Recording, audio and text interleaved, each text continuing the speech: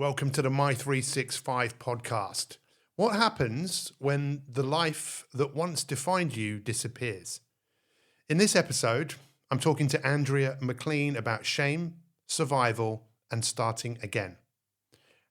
Andrea shares this deeply personal story behind her new book, including leaving one of the UK's most popular television shows, losing financial security, facing public judgment, and surviving severe illness and rebuilding her life from the ground up. Together, we explore why shame can become one of the lowest emotional states we experience, how it affects our mental and physical well-being, and why healing begins the moment we stop hiding. This conversation is raw. It is compassionate, insightful, and ultimately hopeful. I'll see you with Andrea after the theme tune. The greater things that are stuck inside my head.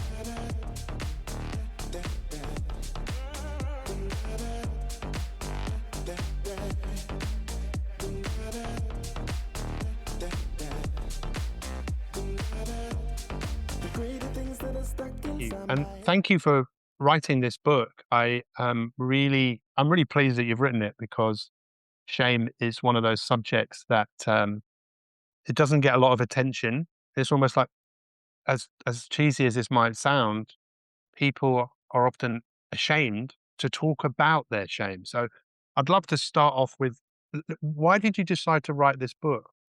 What's the story behind the story? I think it's kind of multi-layered in terms of why I decided to write it. Um, the first part is I literally just one day felt very angry about the fact that I'm sitting at home hiding. And I'm hiding because I don't want to see friends. I don't want to meet people and have people say, "Oh, how are things? How are you?" I'm a very open person, so I wouldn't wanna lie to them, so I would rather just not see anybody. And I just felt really literally sick and tired, because I was sick as well as tired, of just hiding. And so that was from, like, friends and family, but I realized I was also hiding from the sort of wider world because I'm a known face, and I just knew that as soon as people, in inverted commas, found out about our situation, that our business had failed and we were now completely on our backside, that I would be laughed at and it would make the papers and people would point and it would be, oh, how the mighty have fallen and all this kind of thing. Hmm. And there was one day I just woke up and I thought, I can't live like this anymore. I would much rather just shine a light on everything and go, "Look, here we go. I'm sick of feeling ashamed because I've nothing to be ashamed of. I tried something and it didn't work, and this is the fallout of it." So that was kind of layer 1. And layer 2 was, w how do I go about shining a light on it? And I thought, I need money, and what am I good at? That had been my kind of driving force over the sort of previous months building up to it, because we had lost all our money. Every day, my husband Nick and I were sitting at the kitchen table thinking, right, what are we good at? What can we create and what can we sell to make money? We have an entrepreneurial spirit, which is just Mm. like, right, let's just keep going through this. And I thought, I'm great at writing books. I know I am. I can combine these two things. I'm going to write a book about everything that I'm going through, shine a light on it, and then hopefully other people who are feeling like this won't feel so bad. But in the meantime, it's going to really help me because I know in the process of writing it, I will feel better. So it was a sort of two-layered thing. Yeah. And what would you like people to get from reading this book? Number one, oh my goodness, you are not alone. I want you to pick up this book and realize, oh, breathe out. I am not the only one.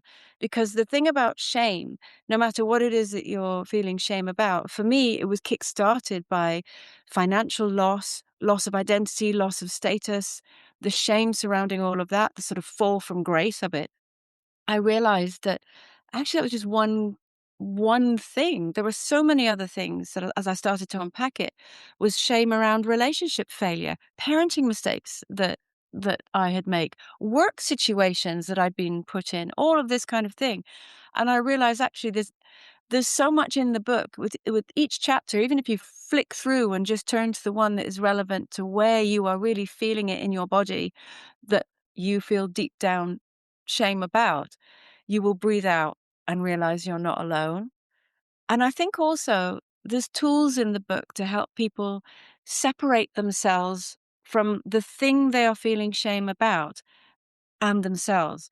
Because right at the start of the book, this is the key point that I make is shame says, I am a bad thing.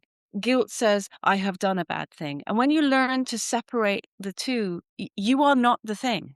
Mm. And it's literally the scales fall from your eyes and you realize actually I have more control than I think I do. And the book unpacks different ways to separate yourself from it and look at it and think, right, now how do I go about fixing this? I mean, there's so much in what you've just said there. It's a wonderful privilege to be able to speak to someone about such a great piece of work. It's seminal. It's part of your life because you talk about shame, yet you walked away from something which a lot of people couldn't really understand. You walked away from so much of what gave you acceptance, so much of what gave you a living. Because I mean, you were a host of a daytime TV show, one of the most popular programs on television. Why did you walk away from that? Because it didn't fill my soul anymore. I love presenting. I genuinely love it. From the first moment where I accidentally misread a job advert and became a weather presenter, which is how I ended up getting into telly. From that first moment where I, walked along to something that turned out to be an audition, and they put me in front of a camera, put an earpiece in my ear, and the red light came on, and they told me to go, just talk for a minute. I just loved it. I enjoyed the feeling of I could see the people on the other side watching, and I enjoyed that feeling of giving people something that would be helpful and useful. In the first interim, it was the weather, then obviously it went on to other things, and it became, hosting this amazing daytime TV show.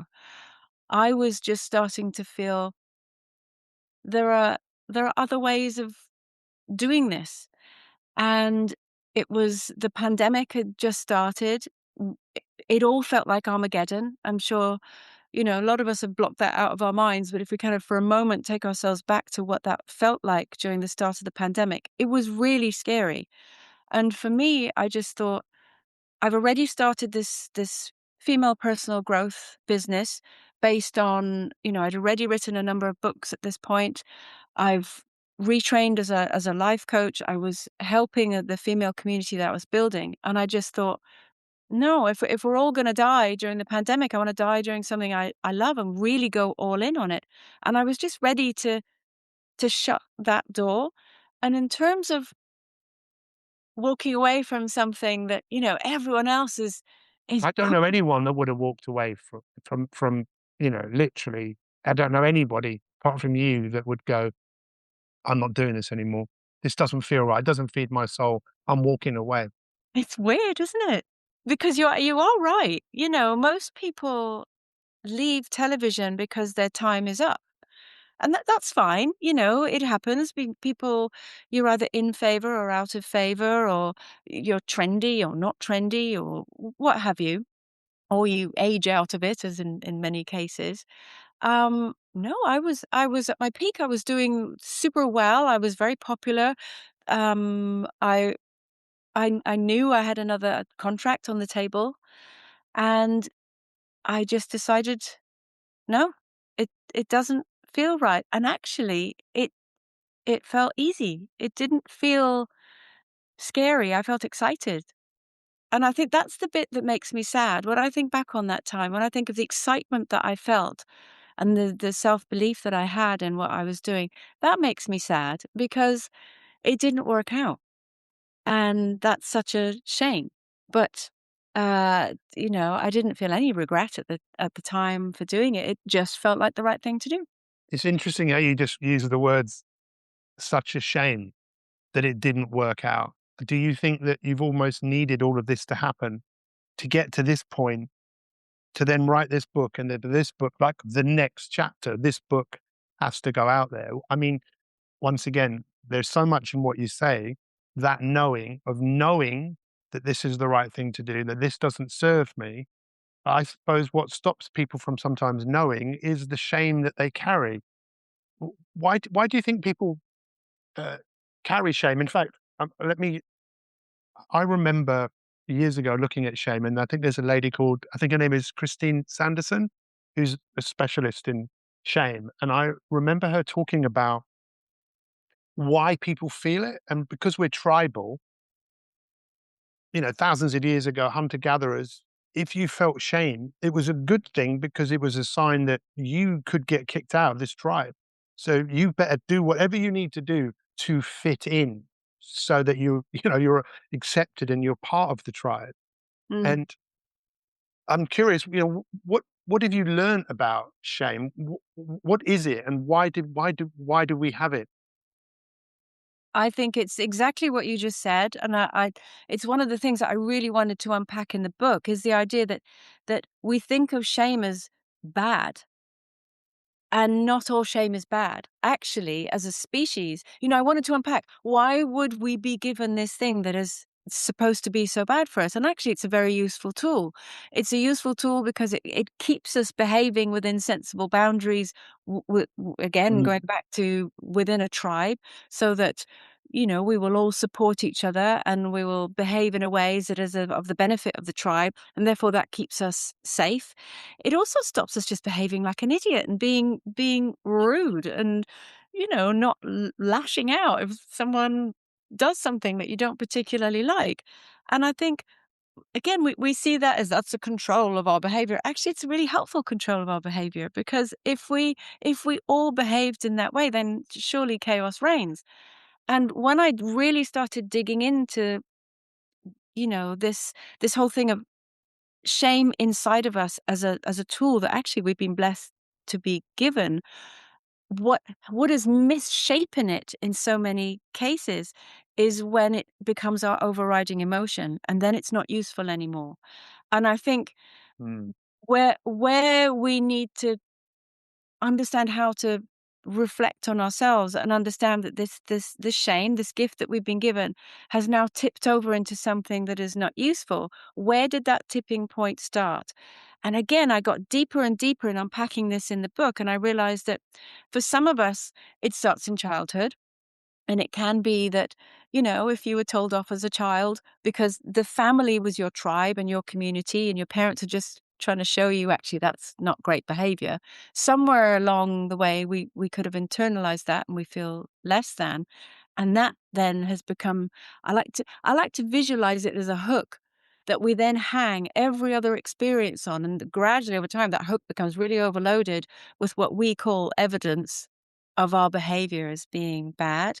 And so it's helpful to really unpick that and think, where did that come from? Oh my gosh, it was that one time that my mum or my dad said this thing to me. And actually, I was a child. I was acting out and they were doing the right thing.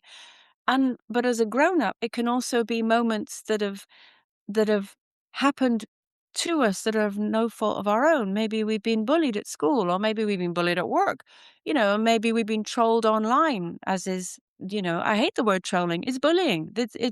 Trolling is too neat and tidy a word for it. A word for it. And so actually we need to step aside from this feeling of shame that we have about who we are, what we've done. Um, and look at it and think, actually, no, this is something that's been thrust upon me and I can actually choose not to accept it.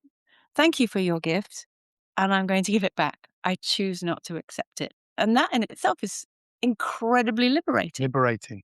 I think what you said there was so beautiful about realizing the power of shame, and not being ashamed of your shame, Yeah. rather than seeing your shame as, oh, there's something here for me to be curious about. There's something for me here to look at. And I really want to once again thank you for writing the book because it made me also reflect on my own shame. And the way you've written it feels very, very. You don't leave anything on the table in kind of sharing your journey. And I just want to thank you because it just made me think about my own shame, and I've been making notes about that, and I feel much better because I now look at it in a different way because you weren't telling me what to do. And I think a lot of, even though the book has got, tools and tips and techniques, it's more about that. This is just my story. And I think sometimes it can be so impactful when you listen to someone else's lived experience, right? Because we're I all, think so. I think that you can't you can't ask someone to take a look at themselves without going, "Look, I'll go first." yeah, yeah, And I saw the book as, "Look, I'll go first. And, you might be feeling bad about this one thing, but I tell you what, I can top trump you yeah, with you think this thing that you're going through is bad? Wait till you hear what I've been through." And everything I've ever done is I've always wanted to feel like it's a conversation and it's an exchange. And I would never expect someone, I never ask of somebody something that I wasn't prepared to yeah. do myself. So for me, it was a case of, yeah, I'll go first. And also, Pete, you've known me for years. I do I am I'm quite a smiley person. Yes, I have been through some ridiculously tough times, but when I speak of these times, I always speak of them with a smile on my face because it's ridiculous when you think of it, the things that I've been through. And so hopefully it's strength with a lightness of touch. In the message is strong, but with a lightness of touch and also a sense of humor, so that people lean in. Again, it goes back to my TV career. I always felt when I was interviewing, people either at their most vulnerable or sometimes they'd come on, this amazing award-winning daytime TV show because they're in the news or maybe they're a politician or whatever. I always felt I am never going to get something out of this other human being sitting opposite me if I punch them in the face repeatedly and demand that they give me answers, which I've watched other people do in other interviews, when you watch people interviewing politicians or what have you. I've always sat and watched them and thought, how can they possibly think this is a good idea? Actually, allowing someone to lean in and lean towards you, they're much more likely to be open. And for me, the book was an opportunity for people to kind of lean in towards it and think, oh wow, okay, actually, yeah, I see where she's going with this, and I feel the same, and now I feel a lot better. I think I love the fact that with the Audible version, it's you. I very rarely will listen. I love people's stories. I love biographies, and when I've looked to get a book, I always look to see, is it the person saying it? And if it isn't, I don't really want to listen because Yeah. uh, there's nothing better than the real person and the real thing, and that's what you've delivered in this book. And let's just go back because you shocked me recently when you told me that it wasn't that long ago that you almost weren't here, and I was like, wow, oh, what happened? So there were key reasons as to why the business failed, and the main one was we ran out of runway. With the all startups need runway. It's like putting a train. You're running a train and building the tracks in front of it, or you're building a runway so an airplane can take off. Whatever analogy you like. We ran out of runway because I became ill, and how I became ill was I got COVID 3 times, and the last time absolutely wiped me out. Um, I wasn't hospitalized, but I was very, very, very sick. And I I didn't really properly recover from that. I think my immune system was clearly shot to pieces. And then clearly the stress of the business going under compounded all of that. What happened in terms of the final straw was I got flu like many people did um, during wintertime. And I did what many people do was I kept soldiering on and pushing through and I was working really in my kitchen throughout all my illness, but, smart from the top, pajamas on the bottom. And I had to take to my bed. I couldn't work. And I thought, this is a terrible, it's just flu. Didn't make enough of a fuss about it, like again, so many of us do. It was over Christmas. I didn't, I went to the doctors right at the beginning. So I thought maybe I had a chest infection. They said just kind of sleep it out and see what happens. It turned out that I had severe pneumonia. I lost 85% of my right lung. Um, I I collapsed at home And I knew something really wasn't quite right because the fever was going on and on and on. It turned out my organs were starting to shut down. I had kidney failure and I had sepsis. And it's a funny one because when you're really not feeling very well, you don't know the difference between feeling really bad or something being life-threatening. And the only reason I ended up in hospital was because I left it another day, can you believe? And then we rang the GP who said, call an ambulance immediately. We rang an ambulance, and again, I was thinking, oh God, there are people who need an ambulance way more than I do. Surely we can just make our way into hospital. I couldn't even stand. The paramedics, they were with me for hours at home before I was even well enough to be carried down the stairs. Eventually taken into hospital, and I was kind of half out of it, but still having the wherewithal of not wanting to make a fuss. And when I eventually got seen, something shifted when it became all hands on deck. And you realize now people are looking at you, this is serious. And I was whisked in for CT scans, every kind of scan, X-rays, everything else. And then I started to feel really poorly. It was almost like I allowed myself to feel really poorly.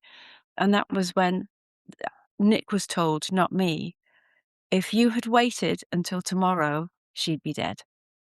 If you'd waited another day, she's 24 hours away from complete sepsis taking over her whole body.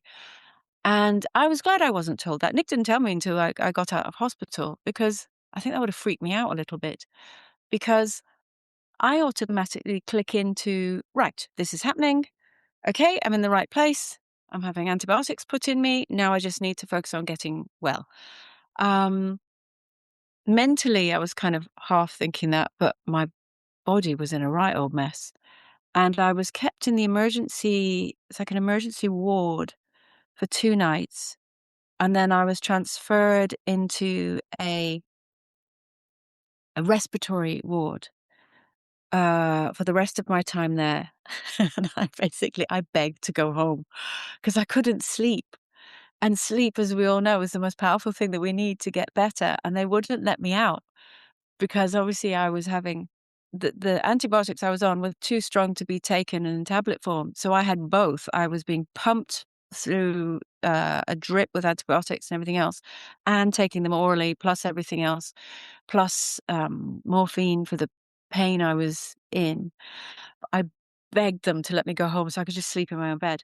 And in the end, they did. And as long as I came back every day. So I went back to hospital every day for another 10 days and sat for 4 hours attached to a drip. But it was still so much better just to sleep in my own bed. And then it became every few days, and then once a week, and then going in for more scans once a month. And then eventually, a few months later, I was finally cleared and my lungs are okay now. But it wiped me out. Sepsis is hideous. Pneumonia is hideous. Kidney failure is hideous. It's called acute kidney injury, which basically they just start to not work properly. But and that was the kind of turning point for, sod it. What have we got to lose? My youngest daughter, Amy, oh gosh, you've known since she was a dot, got accepted into university in Spain, and we looked at each other and thought, why not just jack it all in and start a new life? She's the youngest. She's leaving home. There's no mum guilt about abandoning her because I'm going to be following her to the same country. She was horrified, by the way. Oh my God, you're not going to move into the same place as me. It's like, no, I'm going to move far enough away. And that was what led to this whole significant new chapter in life, was literally nearly dying. Well, I can't begin to tell you all the different emotions I just went through when you just said that, and all of the hairs and I've got a lot of hair on my back.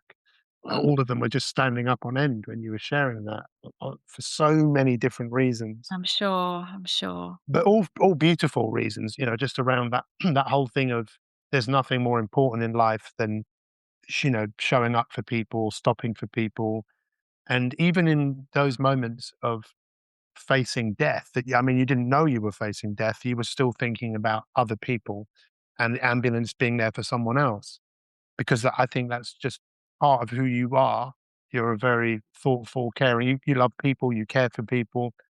And, you know, looking at shame, I think is a very challenging thing to do because sometimes we're looking at the parts that perhaps we perceive to be ugly or we don't want to share with the world. And I'm thinking if this was all happening for a reason, which a lot of people believe, and I believe, that someone once said to me, "We're all being called to something, and if you don't answer the call gets louder and louder and louder and louder until you answer the call." I And I agree. think you've been called a few times because this isn't the first challenging experience you've had. I know you've had challenges with your health, before that, as I have as well. But you just keep showing up. You're still here to tell the tale.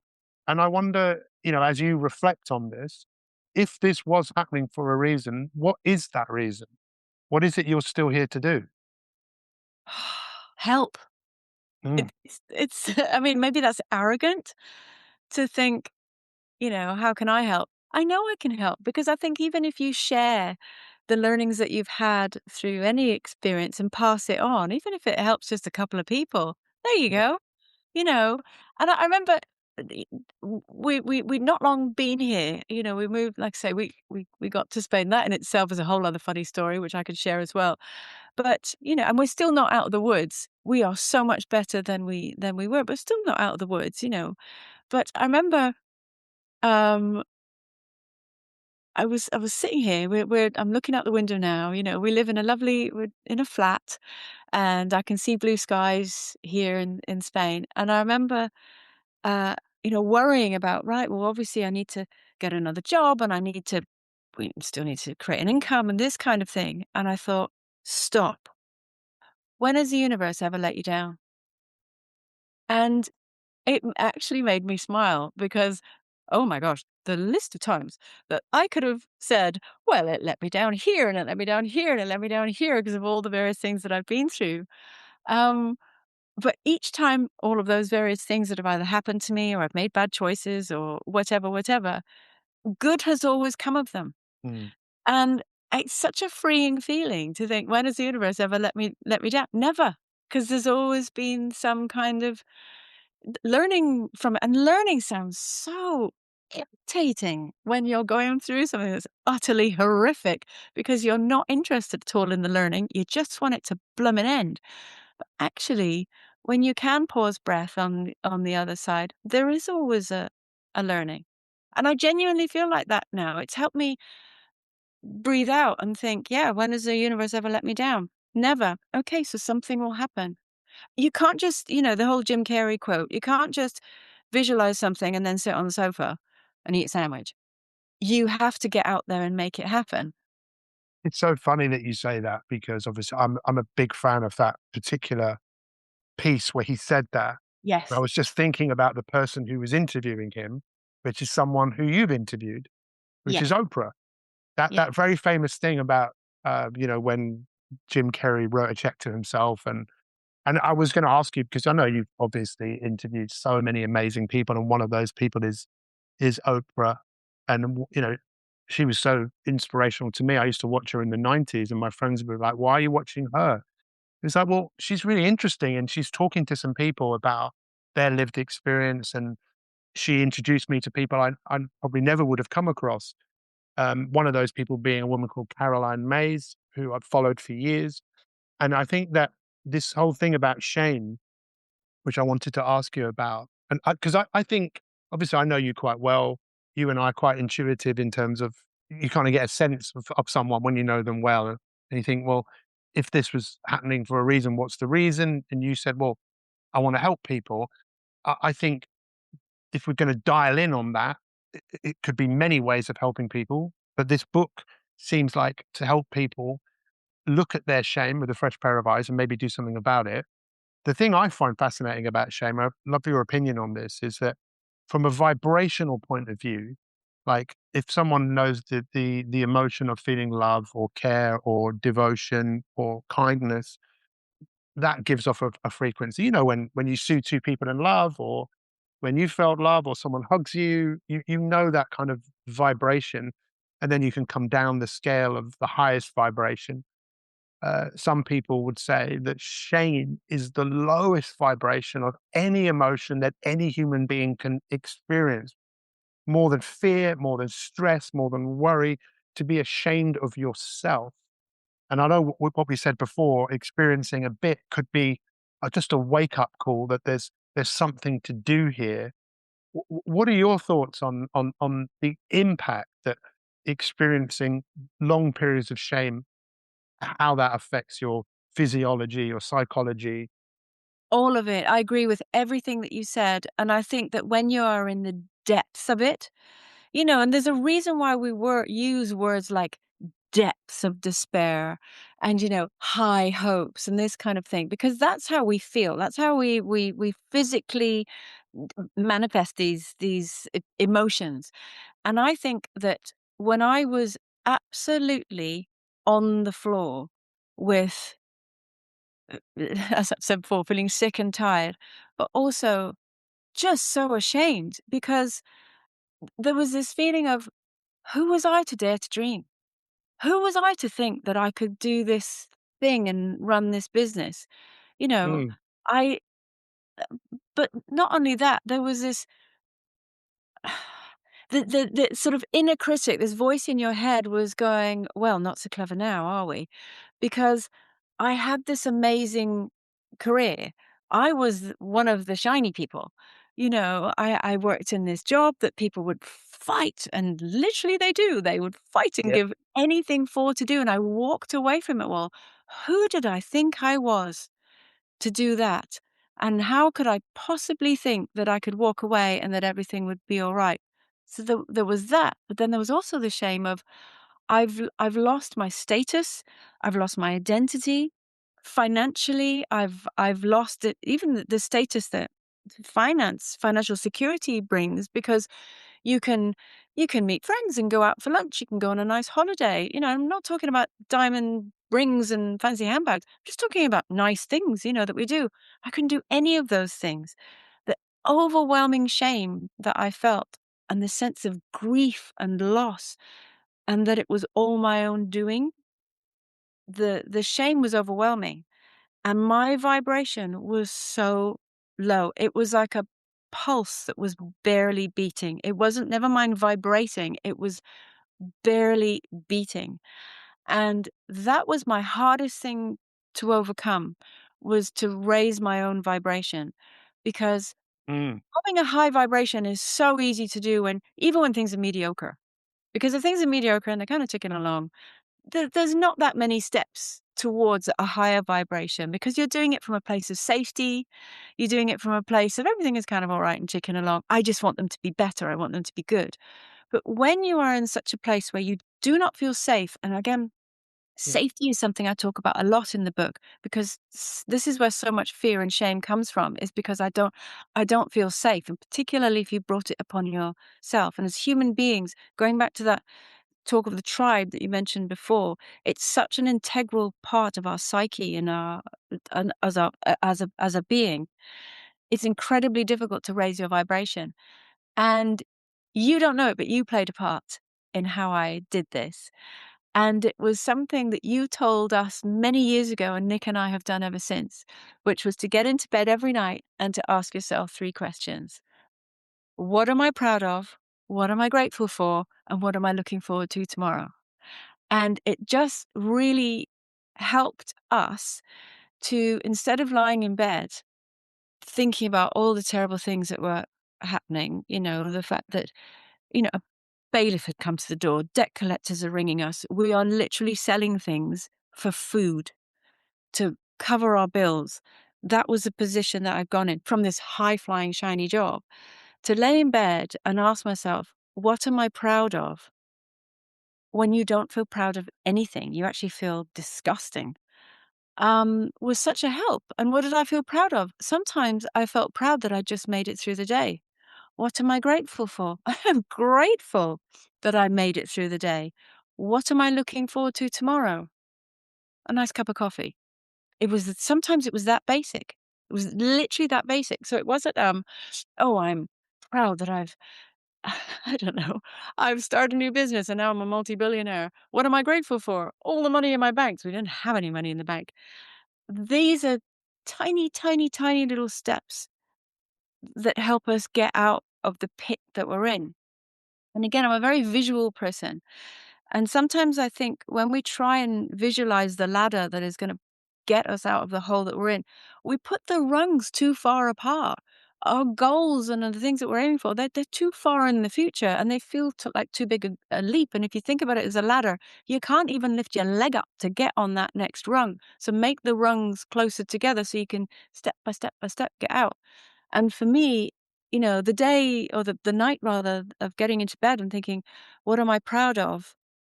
I feel good today. I felt good today. What am I grateful for? I'm starting to feel clearer in my head. What am I looking forward to? I've got some ideas that I think I want to work on. Oh my gosh. No, technically nothing's changed, but everything has changed. And it was all about raising my vibration. I'm so proud of you that you've continued, because I was thinking, I bet Andrea, when she walked away from television and started her new career, and I bet she was, and when it wasn't working out, I bet she was going, why is this happening to me? God, I've walked away from this. This shouldn't be happening to me. And the other challenges that you've had, um, and the shame that must have gone with all of this. This is my fall from grace. It couldn't fall any lower, right? Because I'm almost died. But, Can I jump in here? of course you can. I never once thought, why is this happening to me? Yeah. Because why not me? Mm, Because in the same way that I've always felt, "Oh, I might as well go for that. It's gotta be someone. It might as well be me." yeah, I've also felt if I experience misfortune, why not me? It's equal. yeah. So, I think I felt stupid, I felt ashamed, I felt all of those things, and I may have felt, "Why is this happening to me?" in terms of one thing after another, after another, after another, but I never felt, "Why me?" Because why not me? And when you say, "Why not me?" What does that, I mean, and I mean, another example of, I remember Sally Gunnell said to me years ago about, "Why me?" She said, "Why me?" when she was like, "Why is this happening to me?" in terms of, "Why am I winning? Why am I this person? What do I do with this?" When you say, "Why me?" what do you mean by that? I've always felt that we are all just human beings bumbling around on this planet, and we it's an equal opportunity planet in so much as we are just as likely to have terrible things happen to us as we are just as likely to have great things happen to us. We just don't know which way around that is going to be. So, in the same way that applying for a job that feels completely out of our reach, go for it. Why not? It's got to be someone. Why not me? But also in the same way that if something terrible happens to us, we can't think, why not me? Because good things and bad things happen to all of us. And it would be pretty ridiculous to think we're immune to one or the other.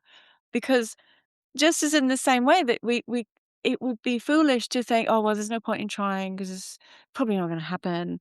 And, why would they want me? Or why would, you know, you're, yeah, you're Yeah, you're bringing about your own downfall because 'cause you're not even trying, and I think do you know what I mean? You're kind of preempting the failure by not trying, and therefore making your own prophecy true, if you know what I mean? Yeah, well, I think that's why you're still here, because you're not, "Why me? Why me?" It's like, "Well, why not me? This is happening. What What am am I I gonna gonna do? do What about am it? I gonna do about this situation?" I can't, recommend highly enough for people to read the book or listen to the book. I think everyone in life needs other people to guide them and support them, and I think to be able to stop or pause or slow down and, look at your shame, and look at yourself and just be curious, because I think in a lot of cases the shame really perhaps wasn't ever yours in the first place. It's something you picked up along the way. I thank you so much for for writing the book. There were so many questions that I was going to ask you that I haven't asked you, but I always think Oh, that. ask me them. Go Well, ahead. no, I think what's great about conversations like this, if this conversation doesn't inspire you to go and read or listen to the book, then fair enough. But if you haven't heard enough, it would make you go, this is something I want to look at. But I did want to ask you just a couple more things, which I just think are just so fascinating based on what you said around all the things that have happened to you. Do you really believe that you made those things happen? Or do you think they, like you said about your career in television, it sounded like you didn't really make that happen. You kind of, it all unfolded for you. That's, like you answered and tell us that what happened, because I think that's so fascinating. You mentioned it before, but can you just say that again, how your career actually started in television? It started by accident, but there's an asterisk next to that, and I'll explain why. Because I was applying for jobs. I was a print journalist. I was a features journalist. That was all I'd ever wanted to be, was a writer. I hadn't even thought about books. I was just thinking about features. So hence, that was why I moved to London. Literally everything I owned in the backseat of my mum's old Fiesta, slept on floors, worked for free till I got a job as a features writer. And I got promoted to production editor, which I hated because I was not writing as much and I was in charge. And I don't like, I didn't like running that side of things.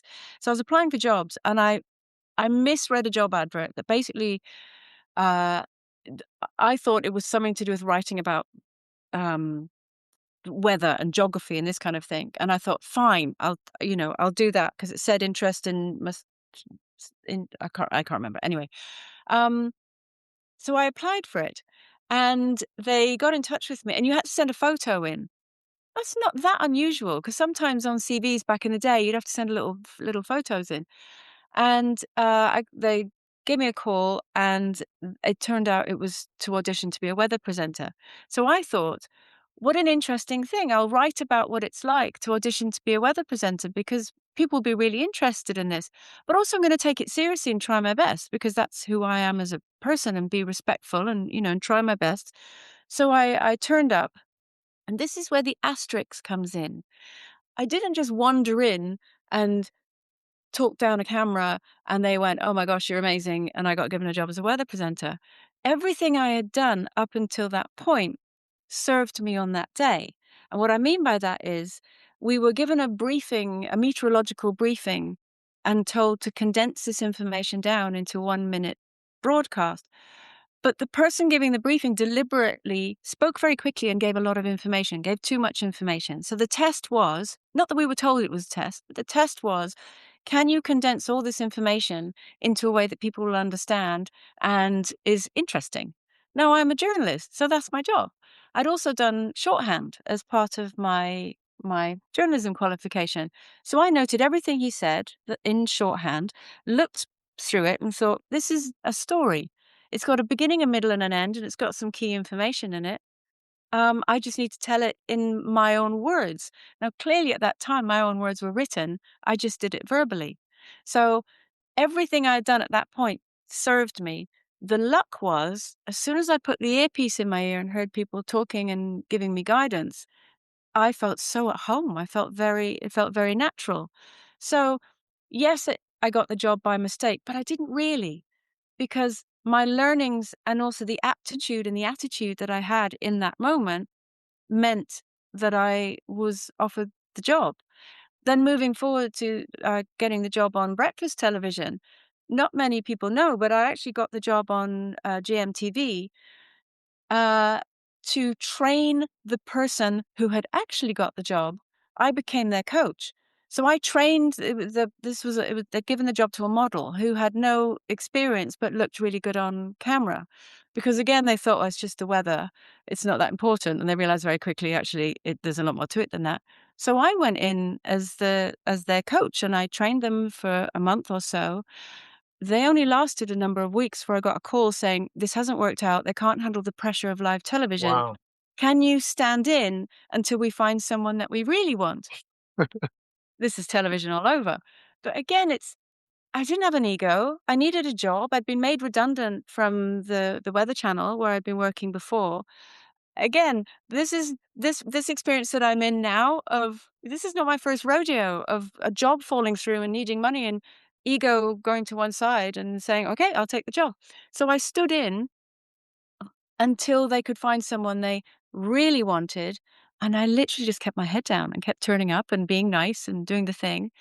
And then a few months in, I thought, "I just need to know for sure. Have I actually got this job or not? Because 'Cause I'll need to, keep applying."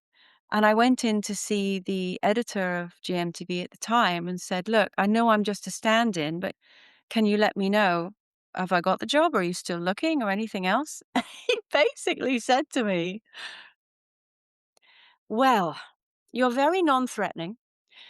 Every housewife in a dressing gown thinks she can do a better job than you, so you may as well stay."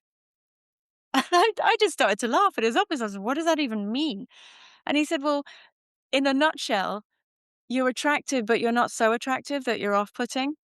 So you're good enough to be on the telly, but every woman at home sitting in her pajamas and dressing gown doesn't feel threatened by you, and you basically do a good enough job so you can stay."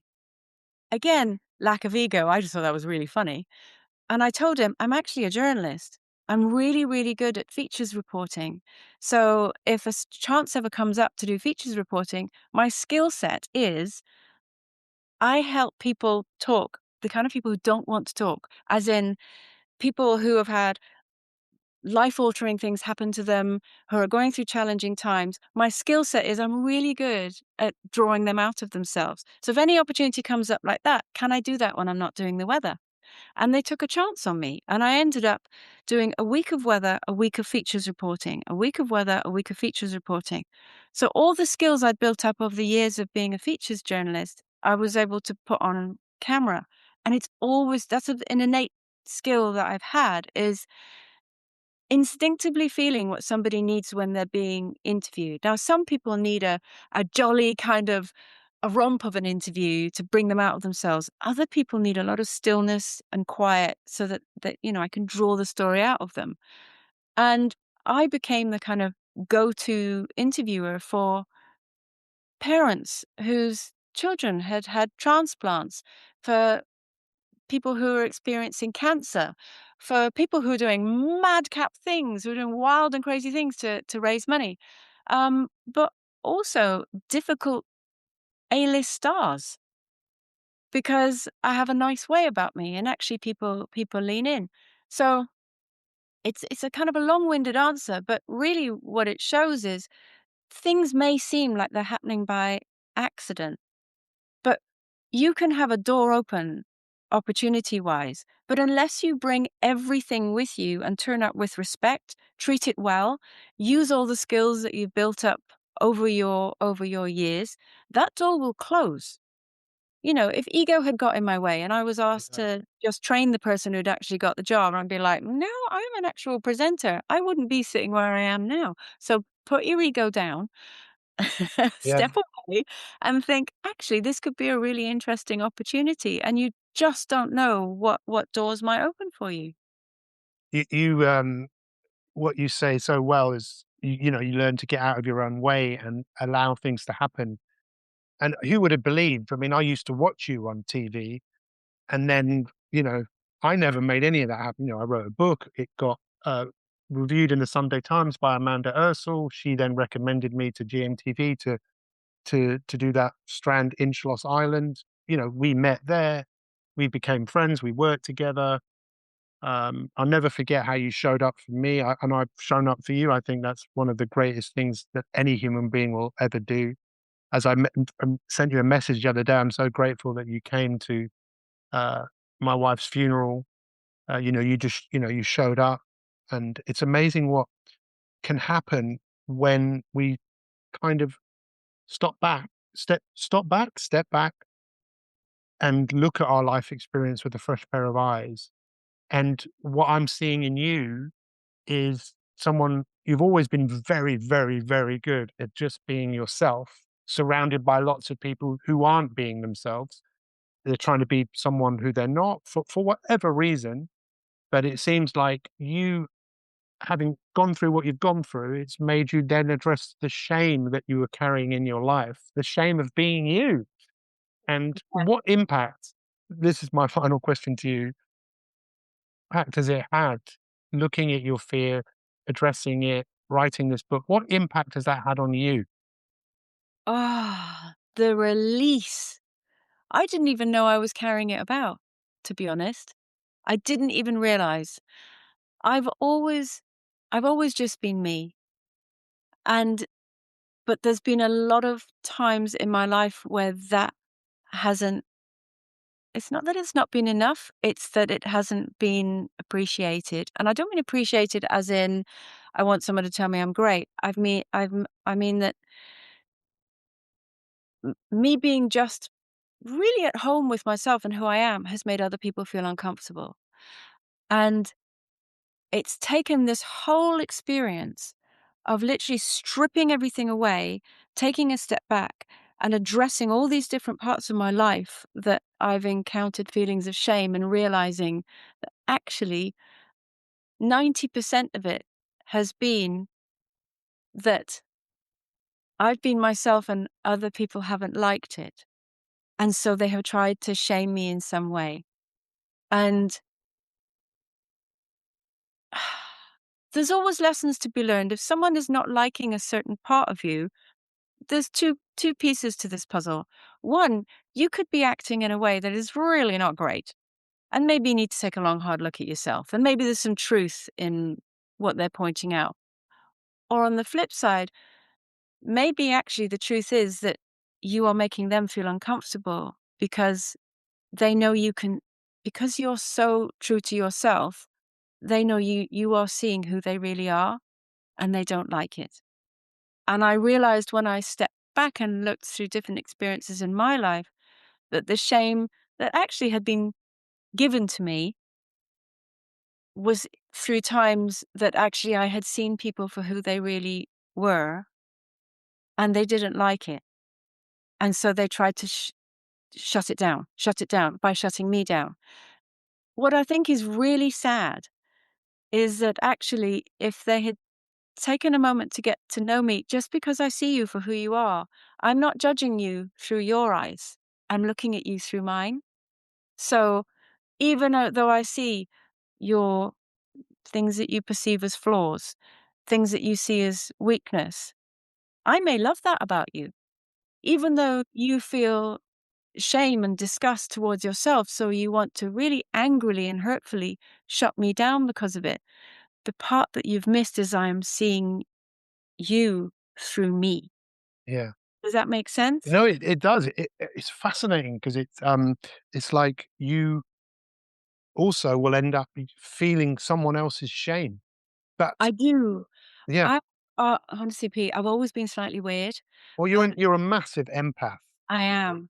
you know, and we all, if we're sensitive, and we will pick up on what someone else has experienced, and sometimes we'll process it. And I think that's another thing you've just given around perhaps some of the shame that we carry.